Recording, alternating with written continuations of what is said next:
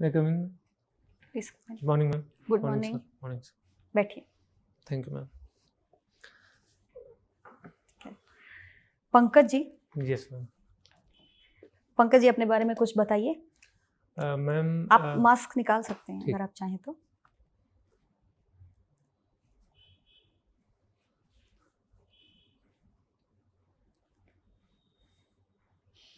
Ma'am मेरा नाम पंकज कुमार है। मैं उत्तर प्रदेश के बस्ती ज़िले से हूँ और वहीं से मेरी स्कूलिंग हुई है। 2001 में मैं इंडियन एयरफोर्स में भर्ती हुआ और 2021 में मैं रिटायरमेंट ले लिया हूँ सर। और वहीं पर रह करके मैंने बीए, एमए सोशियोलॉजी और एलएलबी की डिग्री हासिल की है सर। और वर्तमान में यूपीपीसीएस की तैयारी कर रहा हूँ। अच्छा, ये आपका पहला प्रयास है? ये मैम प्रयास तो मैंने कई बार किए हैं। अच्छा। पिछले वर्ष मैंने इंटरव्यू दिया था। अच्छा। और इस वर्ष फिर से इंटरव्यू दे रहा हूँ। फिर से इंटरव्यू दे रहे हैं आप, ठीक है। पंकज जी, आपने सोशियोलॉजी समाजशास्त्र पढ़ा है आपने? जी मैम। समाज सामाजिक संबंधों का जाल है, जी मैम। इससे क्या समझते हैं आप?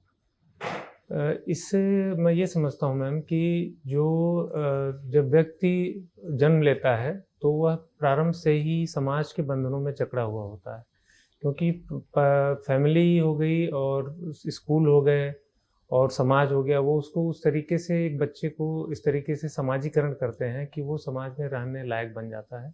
इसलिए वह उन बंधनों में पूरी तरह से बंधा रहता है और वही एक समाजीकरण का प्रमुख कारण है और वही उसका उद्देश्य भी है। किसका है ये कथन?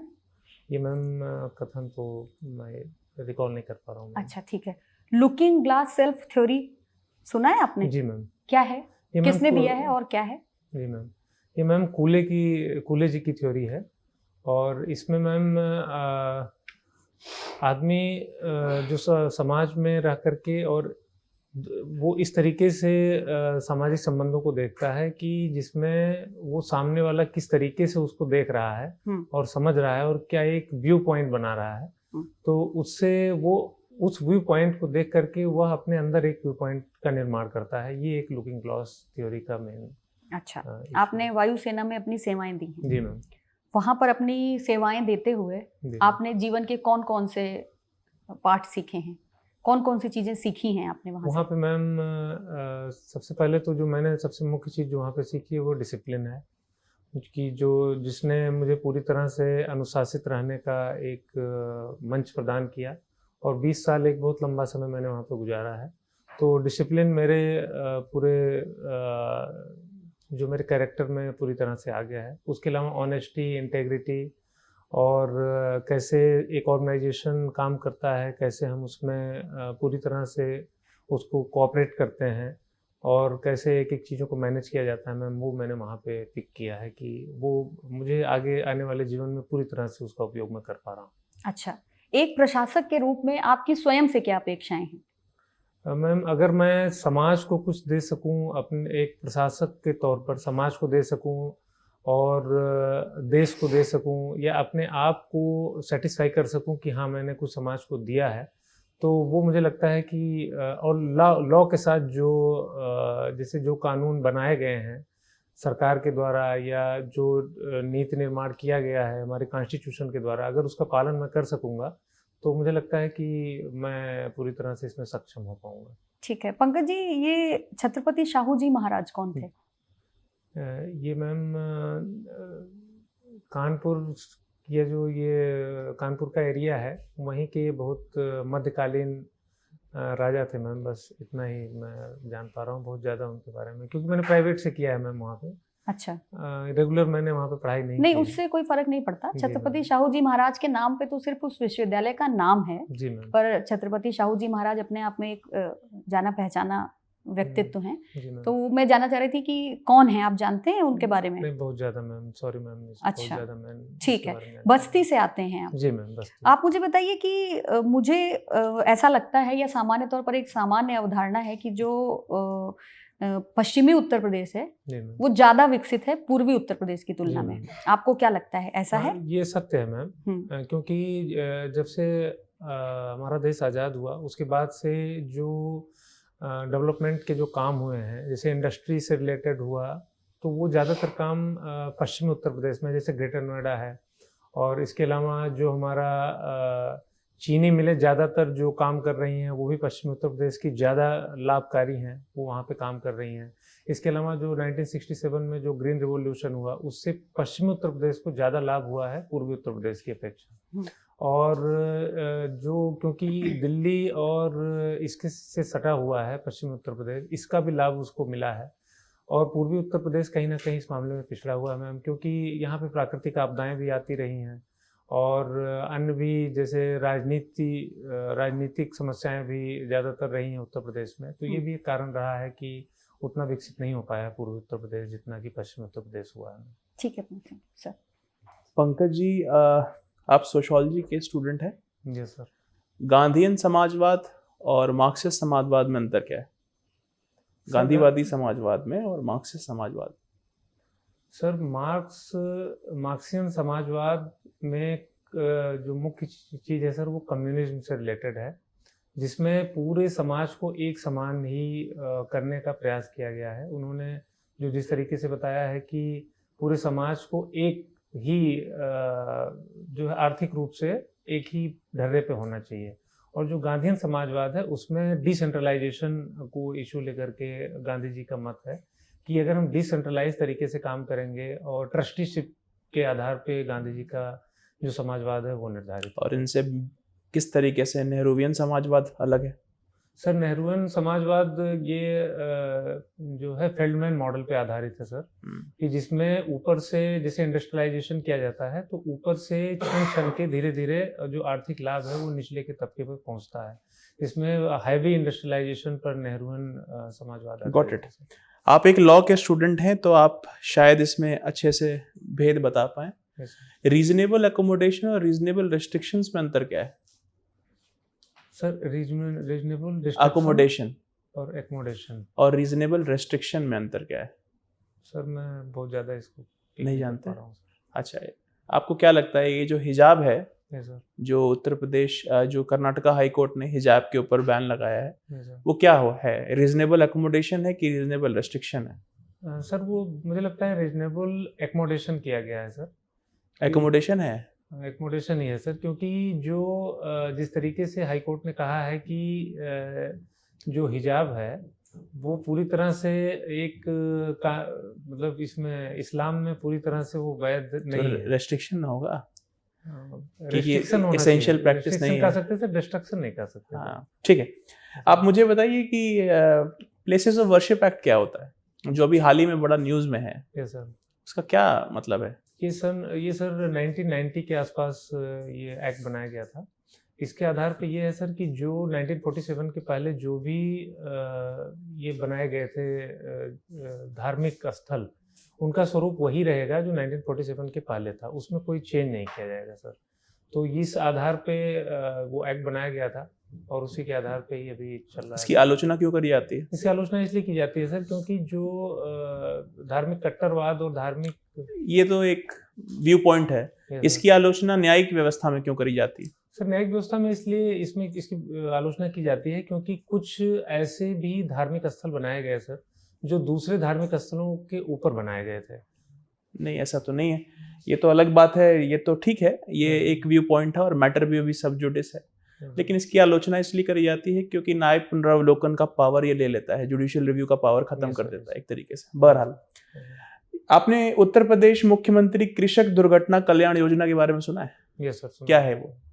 सर इसमें 2 लाख रुपए की राशि प्रदान की जाती है अगर किसी किसान को, मैं श्योर नहीं हूँ सर, बट 2 लाख रुपए मुझे जहाँ तक याद आ रहा है, 2 लाख रुपए अगर उसकी मृत्यु हो जाती है सर तो 2 लाख रुपए, और अगर उसमें उनको मतलब सर बॉडली इंजर्ड हो जाते हैं ज़्यादा तो 50,000 रुपीज़ का इसमें प्रावधान है सर, कि जिसमें किसानों को जो जिनके पास 2 हेक्टेयर से कम की ज़मीन है उनको ये प्रदान किया जाता है सर। क्या सोलर फेंसिंग के ऊपर उत्तर प्रदेश में सब्सिडी दी जा रही है अभी? सर मैं श्योर तो नहीं हूँ लेकिन दी जरूर जा रही होगी सर, क्योंकि जो कुसुम योजना है सर, अच्छा, उसके अंतर्गत इसका कुछ प्रावधान किया गया था सर। ठीक, thank you sir. Pankaj ji sir, जी, ये पहले तो कुछ छोटे छोटी चीज़ें आपसे जानना चाहूँगा कि आपने उत्तर प्रदेश में सुना होगा कि एक ट्राइबल म्यूजियम इस्टेब्लिश किया गया, पहला ट्राइबल म्यूजियम है उत्तर प्रदेश के अंदर। कहाँ इस्टेब्लिश किया गया? सर ये बलरामपुर में किया गया है। बलरामपुर में। और किस ट्राइब से रिलेटेड है? ये सर थारू ट्राइब से। थारू ट्राइब से, वेरी गुड। अच्छा ये बताइए, एक प्रोग्राम चल रहा है वन डिस्ट्रिक्ट वन प्रोडक्ट, इसके बारे में जानते हैं? ये सर क्या है? सर इसमें एक जिला एक उत्पाद, इसका हिंदी नाम है सर जी। और इसके अंतर्गत एक जिले में एक उत्पाद को वरीयता दी जाएगी जिससे उसका एक्सपोर्ट हम ज़्यादा बढ़ा सकें और उसमें अच्छी तरीके से हम डेवलपमेंट कर सकें सर। अच्छा, बस्ती में ऐसा कौन सा उत्पाद है जिसको आप पहचान के रूप में वैश्विक स्तर पर समझते हैं कि ले जाया जा सकता है? सर वैसे तो जो वन डिस्ट्रिक्ट वन प्रोडक्ट के आधार पे तो वुडन क्राफ्ट है सर। वुडन क्राफ्ट है। लेकिन सर हम इसके अलावा जो जैसे चीनी के जो प्रोडक्ट हैं सर और गुड़ के जो प्रोडक्ट हैं जो नियर बाई अयोध्या में होता है, इस पे भी हम उस पर अच्छा काम कर सकते हैं सर कि जो हम इंटरनेशनल लेवल पे उसको ले जा सकते हैं। चलिए बहुत बढ़िया। अच्छा ये बताइए कि आप चूँकि सेना से जुड़े रहे हैं सर, तो चीन की एक पॉलिसी है सलामी स्लाइस पॉलिसी, इसके बारे में सुना है? सर सलामी स्लाइस पॉलिसी नहीं सुना है, कोई बात नहीं। अच्छा एक चीज़ ये बताइए कि ऑक्साई चीन का क्षेत्र विवाद का क्षेत्र के रूप में भारत और चीन के बीच में, उसका क्या सामरिक महत्व आप देखते हैं? सर अक्साई चीन काफ़ी हाइट पे है सर और वो एक ऐसे लोकेशन पे है जिसपे हम चाइना और पाकिस्तान दोनों को काउंटर कर सकते हैं सर। अच्छा। और उस वजह से और वो दोनों के पीओके और जो हमारा एलएसी और एलओसी दोनों के बीच में पड़ता है सर, तो इस वजह से वो ज़्यादा स्ट्रेटेजिक रूप से काफ़ी इम्पोर्टेंट है। तो इस कारण से चीन के लिए भी वो महत्वपूर्ण है? हाँ जी, इसलिए सर वो चीन के लिए भी महत्वपूर्ण है। इसीलिए वहाँ पे थोड़ी थोड़ी दूर पे अगर हम कोई एक हाइट भी कवर कर जाते हैं सर तो वो भी हमारे लिए काफ़ी एक इम्पोर्टेंट पॉइंट रहता है। चलिए बहुत बढ़िया। अच्छा आपको क्या लगता है कि जैसे चीन लगातार एग्रेशन शो करता हुआ दिखाई दे रहा है, आप पिछले 1-2 सालों में देखें, खासतौर पर 2020 के बाद से तो जो उसका एग्रेशन है वो काफ़ी बढ़ गया है। Yes sir. क्या रीज़न हो सकते हैं इस एग्रेशन के पीछे? सर इसके एग्रेशन के पीछे सिर्फ भारत के लिए नहीं, आपने देखा साउथ चाइना सी वगैरह में भी थोड़ा एग्रेसिव दिखाई दे रहा है। जी, तो क्या रीज़न हो सकता है? सर क्योंकि बीच में सर 1962 के बाद से इंडिया का जो मैरीटाइम जो सिक्योरिटी पे जो इन्होंने काम किया है सर, इंडिया ने, और कॉड जो बना हुआ है सर, कॉड हो गया, ऑकस हो गया, I2U2 ये भी बना हुआ है सर, तो ये जो मैरीटाइम सिक्योरिटी पे हमने ज़्यादा फोकस किया था, तो इस वजह से ये चाइना इसको अपने लिए एक थ्रेट के रूप में देखता है सर, तो इसलिए उसने इंडिया का जो ध्यान है वो बॉर्डर जो थल वाला जो बॉर्डर है सर उस पर फोकस फिर से लाने के लिए और इंडिया को फिर से उधर झुकाने के लिए उसने ये काम करना। नहीं तो अगेंस्ट इंडिया जो है एग्रेशन है, लेकिन जैसे साउथ चाइना सी में भी आप देखें ना कि काफ़ी एग्रेसिव है, कोस्टल गार्ड लॉ वगैरह बना दिए हैं, इवन यहाँ तक धमकी दी है कि अगर इस जोन में जो है युद्ध जैसी जरा भी हरकत होगी तो पहला हमला हमारा होगा। Yes sir. तो क्यों ऐसा एग्रेशन? सर ऐसा इसलिए है सर क्योंकि जो साउथ चाइना सी है सर वो वहाँ पे मिनरल्स काफ़ी ज़्यादा हैं सर, और स्ट्रेटजिक रूप में भी क्योंकि वो फिलीपाइंस और इंडोनेशिया और इन सब के बीच में पड़ता है सर, और जापान का सेंकाकू आइलैंड भी उसी के ही आसपास है सर, तो वो एक ऐसी स्ट्रेटजिक पॉइंट है कि जहाँ पे चाइना काफ़ी रोल वो अपना ये समझता है कि अगर यहाँ पे कब्जा हो जाएगा तो हमारे लिए काफ़ी नुकसानदायक होगा, इसीलिए वो सर जैसे यूएन क्लॉज हो गया 1982 का, उसका वो उल्लंघन करता रहता है और आर्टिफिशियल आइसलैंड्स हुआ, इन सब चीज़ों पे काम करता है। ये बताइए, अच्छा ये तो खैर युद्ध वगैरह की बातें होंगी, कुछ अन्य बातों की बात करें तो भारतीय प्रधानमंत्री नेपाल की विजिट पे थे कुछ दिन पहले, और एक बड़ा उन्होंने जो है वहाँ पर इनॉग्रेशन किया था, किस चीज़ के विषय में था? सर वो लुम्बिनी गए थे सर जी, और लुम्बिनी में उन्होंने सर एक बुद्धा जी की एक लेटी हुई प्रतिमा का कुछ अनावरण किया था सर, तो वो एक तो किस रूप में देखते हैं, जैसे क्या इससे लाभ भारत को होगा? सर इससे भारत को बहुत बड़ा लाभ होने वाला है सर। जी बताइए। क्योंकि जो नेपाल के साथ हमारे बीच में कुछ दिनों से कुछ रिश्ते, पिछले कुछ सालों से रिश्ते, क्योंकि चाइना का भी उसमें इम्पैक्ट रहा है सर, और चाइना और नेपाल की कम्युनिस्ट सरकार का उसमें रोल रहा है, तो इसलिए जो अभी जो प्राइम मिनिस्टर की जो विजिट रही है उसमें जो है काफ़ी इम्पोर्टेंट रोल प्ले करेगा हमारा और नेपाल के रिलेशंस को फिर से स्टेबलाइज करने के लिए। और उसके अलावा लुम्बिनी में उसके अलावा सर जो हमारा टूरिज्म का सेक्टर है, जो हमारा बौद्धिस्ट जो हमारा एक जैसे कल्चर रहा है सर, इंडिया और नेपाल के साथ, इंडोनेशिया और कंबोडिया के साथ। ठीक ठीक। अंतिम आपसे, म्यूजिक आपकी हॉबी आपने लिखी है, तो हॉबी कैसे गाने सुनते हैं, किस तरह के गाने पसंद सर? गाने में सर पुराने गाने भी सुनता हूँ सर, कुछ नए गाने भी सुनता हूँ। अच्छा, आपको लगता है कि समाज और आर्थिक विकास की गति का प्रभाव वो हमारे संगीत पर भी पड़ा है? निश्चित रूप से सर पड़ा हुआ है। कुछ उदाहरण देके बताइए सर। जैसे जो पहले हमारे यहाँ जैसे सितार, सरोद और इन सब पे आधारित जो म्यूजिक होते थे सर, अभी वो थोड़ा पॉप म्यूजिक हो गए हैं सर। और जो म्यूजिक इंस्ट्रूमेंट्स हैं उसमें भी काफ़ी चेंजेस हुए हैं सर। तो अभी और जैसे आजकल hip hop music, pop music, ये सब थोड़ा सा ज़्यादा पॉपुलर हो रहा है सर। तो आपको लगता है आधुनिक तकनीक ने आवाज़ के महत्व को ख़त्म कर दिया है? आवाज़ के महत्व को तो सर ख़त्म नहीं किया है, लेकिन एक ही सर थोड़ा कम जरूर कर दिया है सर। ठीक है। पंकज कुमार जी, पूर्वांचल एक्सप्रेसवे का नाम सुना है आपने? जी मैम। कहाँ पर, किस क्षेत्र से किस क्षेत्र को जोड़ता है? ये मैम लखनऊ से कुछ एरिया से होकर के जालौन और हमीरपुर, बांदा, चित्रकूट होते हुए ये गाजीपुर तक जाने का इसका है मैम, जो पूर्वांचल को सीधे दिल्ली तक जोड़ेगा मैम, लखनऊ एक्सप्रेसवे और आगरा एक्सप्रेसवे से होते हुए। लंबाई क्या है पूर्वांचल एक्सप्रेसवे की? इसकी मैम 296 किलोमीटर। अच्छा, पूर्वांचल एक्सप्रेसवे बनने के बाद वहाँ की अर्थव्यवस्था पर इसका क्या प्रभाव पड़ा है? मैम, जो बुंदेलखंड एरिया है हमारा, वो सबसे ज़्यादा पिछड़ा हुआ है, इवन पूर्वांचल से भी ज़्यादा पिछड़ा हुआ है। तो जो इंडस्ट्रियल कॉरिडोर भी एक बन रहा है, तो उससे भी कनेक्शन हो जाएगा। और काफ़ी अच्छा ये एक इनिशिएटिव है कि जो इकोनॉमिक रूप से और सोशल रूप से भी काफ़ी एक इम्पोर्टेंट एक्सप्रेसवे रहेगा मैम डेवलपमेंट के लिए। अच्छा, आत्मनिर्भर भारत की क्या आवश्यकता है? मैम, अभी इंडिया का सबसे ज़्यादा जो एक्सपोर्ट वो हमारा कम है और इम्पोर्ट जो है ज़्यादा है मैम। तो वो उसको एक बैलेंस बनाने के लिए आत्मनिर्भर भारत की बहुत ज़्यादा ज़रूरत है सर अभी।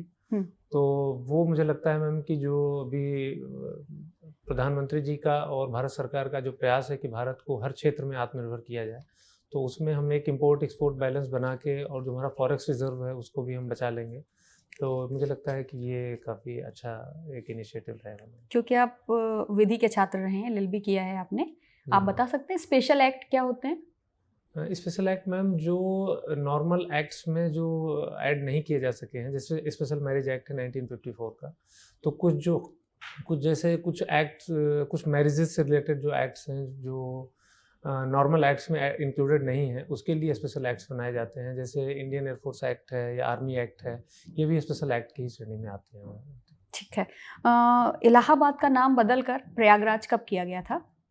ये मैम एग्जैक्ट तो मैं श्योर नहीं हूँ, लेकिन 2019 में जहाँ तक। और कुछ उत्तर प्रदेश के किन्हीं अन्य शहरों के नाम बता सकते हैं जिनके नाम बदले जा चुके हैं? जी मैम, फैजाबाद का नाम अयोध्या किया गया है और मुगल सराय का नाम भी चेंज किया गया है मैम। वो भी मैं थोड़ा रिकॉल नहीं कर पा रहा हूँ, वो भी याद था मैम। अच्छा जी मैम। ठीक है। इलाहाबाद का नाम प्रयागराज क्यों किया गया?